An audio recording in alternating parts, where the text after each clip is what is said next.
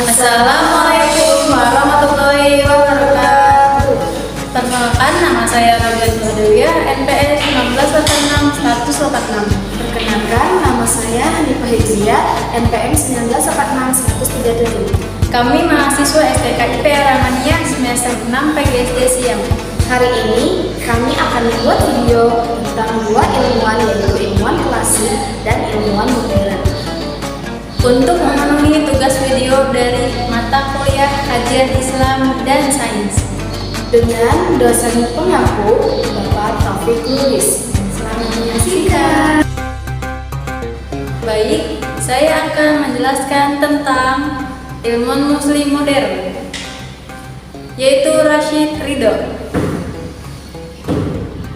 Ia lahir di Al-Qalamun, Tripoli, Lebanon pada 23 September 1865 dan meninggal di Mesir tanggal 22 Agustus 1935. Bernama lengkap Syed Muhammad Rashid bin Ali Ridha bin Samsudin bin Bahauddin Al-Qalmuni Al-Husaini.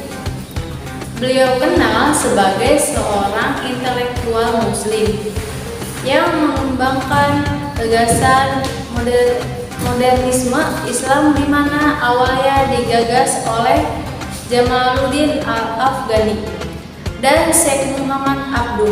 Semasa hidupnya, Muhammad Rashid Ridho mempelajari kelemahan-kelemahan masyarakat muslim dengan menyimpulkan bahwa kelemahan tersebut antara lain kecenderungan umat untuk mengikuti tradisi secara buta atau taklid, minat yang berlebihan terhadap dunia sufi, dan kemecotan pemikiran ulama yang mengakibatkan timbulnya kegagalan dalam mencapai kemajuan di bidang sains dan teknologi. Ia berpendapat bahwa kelemahan ini dapat diatasi dengan kembali ke prinsip-prinsip dasar Islam dan melakukan ijtihad dalam menghadapi realita modern.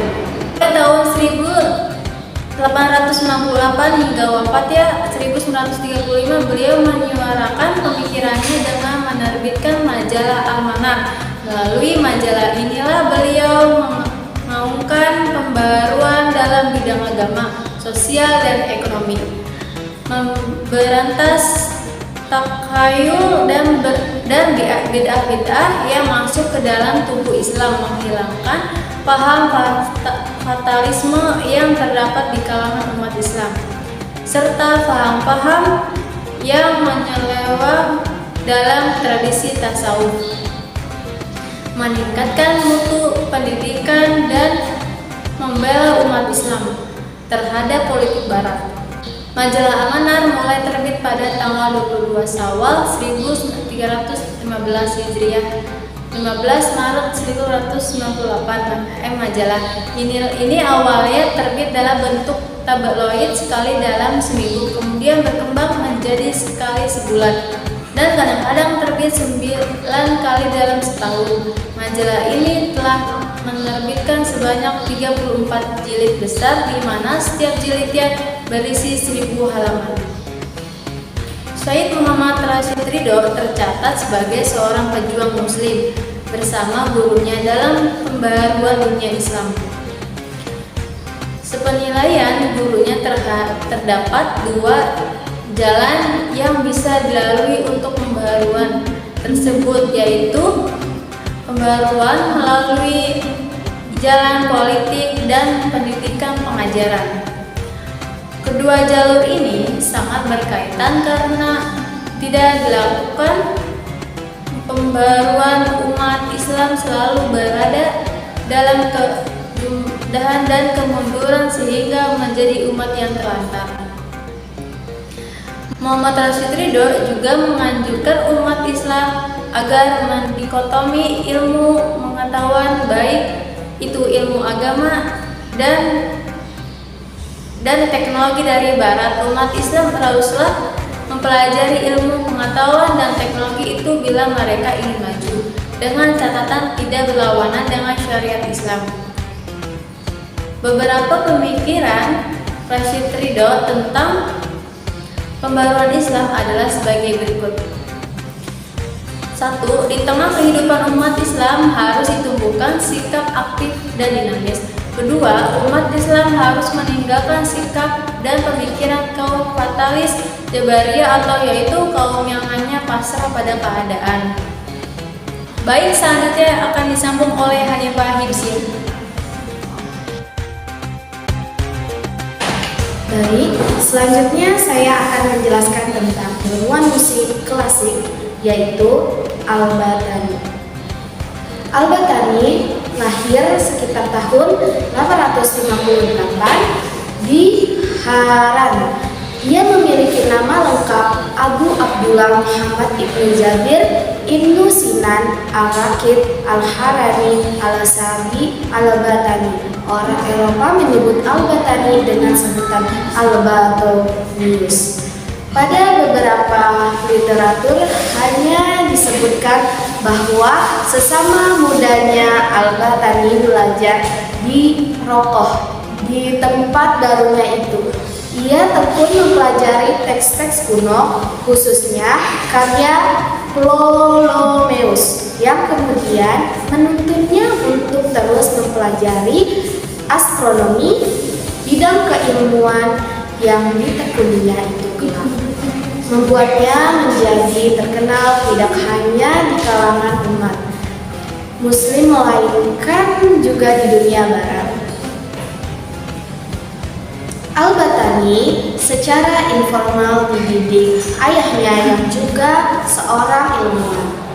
Sejak kecil, ia sudah menunjukkan ketertarikannya pada bidang keilmuan yang digulati ayahnya. Ketertarikan pada benda-benda yang ada di langit membuat Al-Batani kemudian menekuni bidang astronomi tersebut. Beliau memiliki karya yang banyak dan populer di masanya. Salah satu karya yang populer tersebut dan menjadi rujukan bagi ilmuwan adalah kitab Al-Zib, yang pada abad ke-12 diterjemahkan ke dalam bahasa Latin dengan judul De Secletis Stellarum atau De Motu Stellarum. Batani merupakan ahli astronomi yang berkat penemuannya kita saat ini dapat mengetahui bahwa dalam setahun ada 365 hari, 5 jam, 46 menit, dan 24 detik. Penemuan-penemuan Al-Batani dianggap sebagai penemuan yang akurat. Keakuratan pengamatan yang dilakukan oleh Al-Batani tersebut telah membuat Christopher Clavius, seorang matematikawan asal Jerman, untuk mengambil rujukan dalam memperbaiki kalender Julian. Matematikawan asal Jerman untuk mengambil rujukan dalam memperbaiki kalender Julian. Kemudian kalender lama akhirnya diubah menjadi kalender yang baru dan mulai pada tahun 1582 kalender tersebut mulai dipergunakan hingga saat ini atas izin Paus Gregorius XIII. Pada tahun 929 Al-Batani meninggal di Khor al-Jis, sekarang di Irak. Dalam perjalanan pulang dari Baghdad setelah kematian Al-Batani berabad-abad, maka pemikirannya yang terangkum dalam kitab Al-Jis masih digunakan sebagai pedoman pada zaman Renaissance dan memberikan banyak pengaruh terhadap astronom dan astrolog barat. Terima kasih. Sekian video dari kami. Kurang lebihnya mohon maaf. Wabillahi taufiq wal hidayah. Wassalamualaikum warahmatullahi wabarakatuh.